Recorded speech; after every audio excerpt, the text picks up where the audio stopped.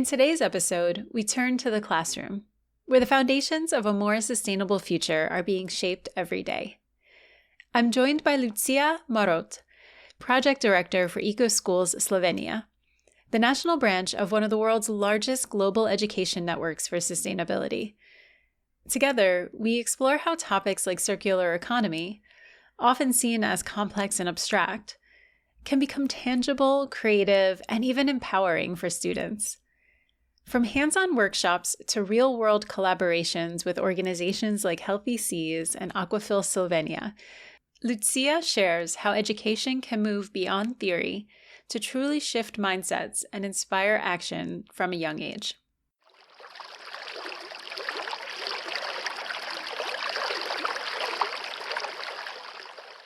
Hi, Lucija. Thank you so much for joining me on the Healthy Seas podcast. It's so great to meet you. Thank you for inviting me and having me. It's a pleasure. So to start, could you briefly introduce yourself and explain what Eco-Schools is, both globally and in Slovenia? Sure. Actually, my background is communication and corporate strategies. But for more than 15 years, I've been a part of the Eco-Schools program in Slovenia and consequently also globally. During the time, I actually shifted from, I would say, corporate communication, corporate sustainability topics to sustainable development and awareness raising campaigns, and also consequently somehow reached also the field of education. And firstly, teachers were maybe more target groups within these campaigns and projects, but I realized really soon that they need a little bit different approach, tailor-made approach, because their way of doing is also different. As it goes for the Eco-Schools network, it is the biggest education network globally and in Slovenia. It is now running, I think, already in more than 100 countries all over the world. And in last year, I think that the figures reached around 52,000 institutions worldwide, and also more than 13 million students from kindergarten to the higher education were involved to different activities. And it goes also the same for Slovenia. It is the biggest network. It is informal program, and I think it currently covers 1/3 of educational institutions, from kindergartens, primary schools, secondary schools, and also faculties are now, and universities are also involved. So we are growing in one big family, and this year we are celebrating 30 years already. Oh, wow. That is so exciting to hear. I mean, environmental education is near and dear to my heart, and I love knowing that something like this exists. So I'm even more excited to dive into our conversation today. Let's do it. How does the program work in practice? The Eco-Schools program baseline is 7-step methodology, and it is set up for each institution, each kindergarten or school that is included in the program or is stepping into the program. And it's followed like Eco-School Committee doing the environmental review, Eco-Action Plan, integration into curricula, dissemination, reporting, evaluation, and also accepting so-called Eco-Code. But each school or each institution, if we use the general word, decides what are the priority topics or activities within this 7-step framework. So that means that it's a very inclusive program. And maybe if the school is in the city, maybe they more refer or do more activities related to waste management, energy. Maybe others will choose school gardens, biodiversity. So different topics could be addressed and many different activities could be implemented. So it's really important that institutions feel, or mentors feel comfortable when they implement activities, when they plan it and implement them. And why is this flexibility so important? It's important that every teacher or even student understand that it's contextual, that it tackles the mindset, not only the knowledge, but also actions.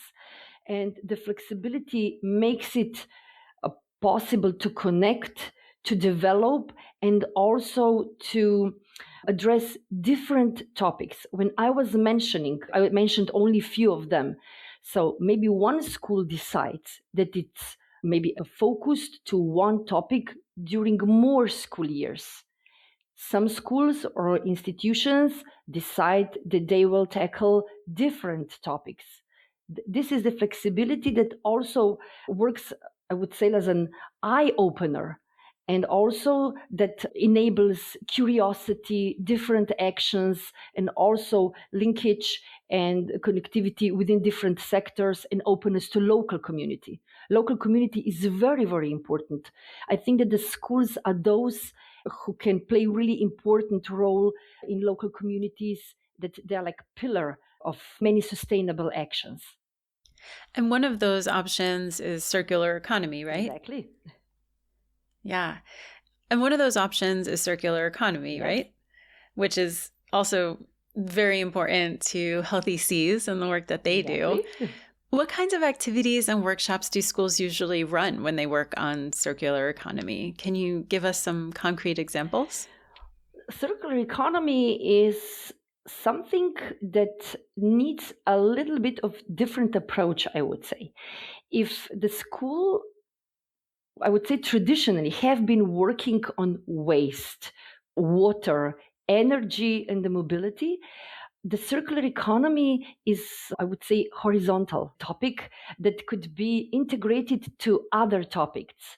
But we have approached it through the project as well in order to put it on a higher level, to make students and teachers aware of the importance and to integrate the principles of circular economy to activities. And also, of course, the first step is to train the trainers, to educate educators. And for sure, the first step was to address teachers, mentors, and to stimulate, motivate, and educate. But education is a process and progress. First, that it was addressed to the teachers, and then they take that into their classroom, to their groups of students, and then they learn and do activities with them. On one hand, there are some didactic tools and activities prepared, like manuals, lesson plans, to explain the theory. But on the other hand, we really want to make them understand how does that mean and work in practice. And for that, we encourage and organize also visits in industry to see the case studies, examples, and to hear at least practices, examples that already work. I really think that it's important not only to learn, but also to see and to experience that. And for that, within the course or the project related to the circular economy, which the AquafilSLO Slovenia and Healthy Seas are very much involved in as well, we organize workshops for teachers as well as workshops for students. And one part is also so-called design challenge, where we want or try to encourage students to think about how products are made, what are they made from, and how to improve such products and what can be made better. And these are concrete examples that they work on with concrete materials. They like really plastics. Textile is very popular, but also we have very good examples of construction materials and other materials that they don't use anymore. And so one of the concrete examples of how these students are learning about the circular economy is this design challenge to create something from waste. Yes, exactly. From waste to understand the circularity, not only as a recycling, but as an endless activity, so that waste actually doesn't exist. There is no waste. And it is really challenging. It is the prolongation of the life cycle of the product. And I would say that this is the point that is quite demanding, because it's not just thinking about the waste, but to think about the product, what it's made of, and how can be improved, as already mentioned. And I think this is the space where we really have many opportunities to improve the education process, activities, and also, of course, all tools and materials for teachers to help them improve lessons, improve activities, and to progress and to develop. From your perspective, what makes learning about circular economy this way different from learning it in a textbook? Why does this hands-on work matter so much? First of all, to see that it's not a rocket science, it's very much everyday life, and also that it works, that it's not something that we just learn from and about, but that it's already existing, that also the companies work on that, that research has been already done, that there is the whole ecosystem supporting the education, and that we really have to think about how the knowledge and the development gained maybe in companies, in the industry side, could help improve educational activities and vice versa. And that's why it is important, of course, to have all textbooks and material, but in a practical way. So to combine understanding in theoretical way, I would say, and then also very soon to connect it with practical activities and examples. And for that, I must admit and say it loud that it is a process. Each year that we propose and prepare the project and activities and then see the evaluation and feedback from teachers, we think about what are the teachers' needs, how to improve, how to verbalize something, and what to prepare in order to make them more empowered and prepared for the next editions and episodes of the project. So what challenges do you face when teaching about circular economy in the schools for teachers or students or even the institutions themselves? The challenges rely again in that sense to motivate students and to motivate teachers first to do it and to make the space for teaching it. So how to integrate it? We are back to lesson plans and to school curricula. And on the other hand, it is a new topic, not really new, but it differs a little bit because on one hand, for some teachers, maybe it's more general, and how then to make it and translate it to be more tangible and concrete with actions. Over the years, have you noticed changes in how young people approach the concept of circular economy? Are they more aware today or more anxious, more engaged? We would like to believe that yes, but we must admit that we are working on that only few years, and we are not monitoring systematically yet. But this is something that for sure we are addressing not only within this project, but also within the Eco-Schools program in Slovenia and globally as well. So the impactfulness and how to measure the impact, because it's really not something that we do only in one school year, but how does it actually echo when they actually grow up and take decisions. But for sure, if we look only from the perspective of activities and what teachers report, everyone confirms that they started to learn about something that they haven't been aware of maybe that much, and that it's also the level of awareness of students and hopefully preparedness to take meaningful actions in the future. Maybe just one example, we had one exchange of students from 5 European countries this year at the very beginning, and the topic was circular economy. And we really combined 3-day program with activities, some explanation, presentations, but very hands-on, and also visiting Aquafil, going to the municipality, see their green point, what the municipality does, and so on. And the feedback of students was really impressive, not in a sense what they learned, but also, oh, wow, now I see what's important. Now I see what can be done in the city. Now I see there is already a solution made of. Now I see what is my role. So it's the knowledge itself, but also the value and the attitude of students that really count. That's really great. We heard that at first many students freeze and then slowly start thinking out of the box. Why do you think that happens? What changes during the process? I think that we have been much more raised as listeners than creators. And I think that by teaching circularity and sustainability, that means also the transformation in the approach. And it's a hard work, to be honest. And on one hand, we need quick moves. On the other hand, this is a long-term process. I think that they trust, and once they feel confident that they can create and there is no wrong answers, then they just proceed and then they create. Because we say that creation needs energy, needs effort and thinking. And this is something that stimulates also the education about circular economy and sustainability. Yeah, I have noticed that when students are able to do something rather than just be told about it, just listen about something, they understand it more deeply and they retain it for longer. Yeah, this to me is a really great. Yeah.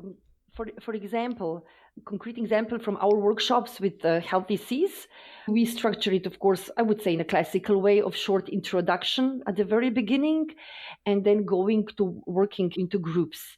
And if they don't really understand or they don't really have the idea what it is about and what we are talking about in the first phase, when we challenge them, we give them a task, for example, concretely create a brand or the product that is sustainable and circular, and they start talking about it on the concrete examples, we can see that they get much more active. They joke a lot around it or they have fun. And at the end of the day, most of them create something new and actually more sustainable and circular. It might not be perfect, not at all, but it's a way forward. And I think also what is a value added of such an approach is also that they are aware that it's not something that they do for grades. It can be also for a grade, but when we are there, I'm really say we are not teachers. You can say whatever you think. So we are really try to challenge them. And at one point, most of them are challenging us or they are collaborating and really looking for answers. Oh, that's great. And so having Healthy Seas involved has been a value add for this program. For sure. It is a great value added. And to be honest, we cannot imagine having a school year without Healthy Seas workshop. It is one of the pillars of the project each school year. And what is really valuable that even it sounds that we do it each year, we prepare and think about it, how to do it and what to do. Each year it's a little bit different, I would say. And it's also different because the students are not the same. So it's a really learning process and the learning lessons for us as well. And that's what it is all about, to do it in a loop somehow. Yeah. So how did this collaboration with AquafilSLO and Healthy Seas begin? The Eco-Schools program in Slovenia was approached by AquafilSLO, and they really wanted to start or to initiate the education about circular economy in Slovenia.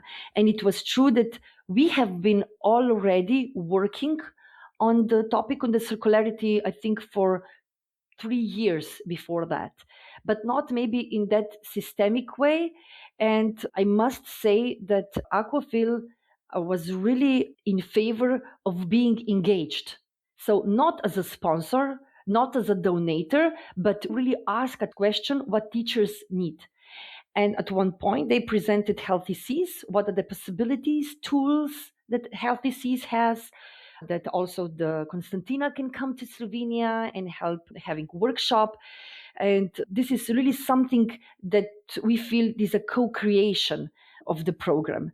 And of course, students really like having someone else who is not a teacher, even who is not from here. No, it's very interesting for them as well. And they are keen and really curious what is going on. And then they will also listen from different perspective than in everyday life, I would say. And what did this partnership make possible that wasn't possible before? In the first hand, I would say systemic approach, and also knowing that we are going in long term and in more years. So it's not just a case of one school year. That's very important, because that means that the first year was like more pilot or testing year, and based on the feedback of teachers and what we got, a description of activities we could have planned on, and we develop new manuals. We initiated also collaboration with the Faculty of Education in Ljubljana, that's the capital of Slovenia, and we prepared the manual with lesson plans to teach about circular economy and textile, together with mentors from the faculty and also by mentorship from Eco-Schools and AquafilSLO. So that means that students, the Faculty of Education, so the future teachers, already start preparing teaching material about the circularity. So this is also one of the outcomes. And also with the great input of Healthy Seas and support, we improve lesson plans and some activities. One beautiful idea from you had a previous interview in a documentary on YouTube, was that when students are given the space, they have no limitations. Can you explain what you mean by that? How did you see this in practice?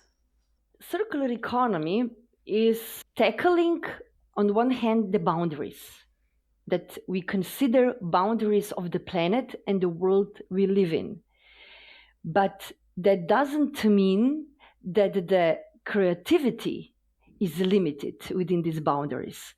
I think that if you have to think within these boundaries, the creativity has no limitations. And I also think that this is something that students feel. If they are approached as an open process and that they co-create, there's no limitations for them in a sense of producing new ideas, and also their sense what they are capable of and what is their role.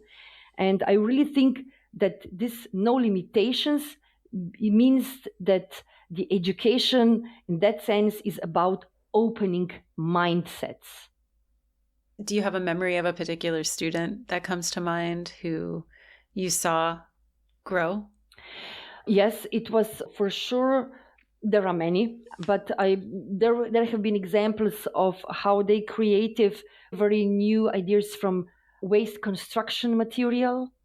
I think it's a bold ideas because it's not something that we have in everyday life, for example. Also designers, not how they tackle it or what they do with the material, but also what kind of material they see as an input. So it's somewhere in the process is output, but how to recognize it as an input for their ideas. Yeah. What kind of impact do you hope these experiences will have on students in the long term, even if they don't become designers or scientists? Of course, they will become consumers, decision makers, professionals, parents, voters. And in that sense, we really hope that their involvement to sustainable and circular activities will rise or impact their decisions and actions in the future, but also now. So this is what and why we are working for, not only us, but the whole community, teachers for sure, in the first sense. From your perspective, why is education such a key pillar in the transition to a circular economy? And why do we have to start with it early? If we start it early, it's a way of thinking, not only being educated, but it's a way of a mindset. And really, that's why I think that everyone recognizes the importance and the role of education. But on the other hand, we also put the education in their own balloon. And we really have to make sure that we bridge the gaps and talk and collaborate. So that means that also educators are maybe more becoming facilitators, not in a sense just providing the information and knowledge, but also to be open and to integrate their processes with examples from maybe from industries and vice versa. I really think that's important. And having only technologies and policies is not enough. We need them. But I think that the education, I would say it's the life itself. And through the education, we really make this transformation. We are enablers of transformation. If you could send one message to schools, parents, or policymakers listening today, what would it be? That circularity and sustainability are very much mindset. There is no one formula existing and not only one right answer. And it is a place for asking questions, for exploration, for learning, and to create. And use what you have, go outside, collaborate. And I usually say be also a transition broker. That means this is the one who bridge knowledge, policy, and practice to really accelerate the transformation and the change. Just act now, not wait for the future. Thank you so much. And we too are just as impressed with the work that you're doing and Eco-Schools. And I really appreciate you taking the time today to chat with me. It was a great pleasure for me as well, and looking forward to all further steps.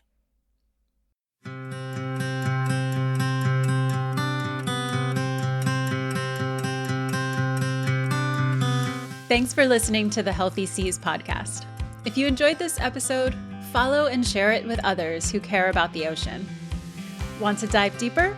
Subscribe to our newsletter at healthyseas.org/newsletter for behind-the-scenes stories, upcoming projects, and partner updates from around the world. There are many ways to be part of the mission. Donate, partner, spread the word, or simply stay connected. Explore how at healthyseas.org/take-action. Together, we can turn marine waste into waves of change.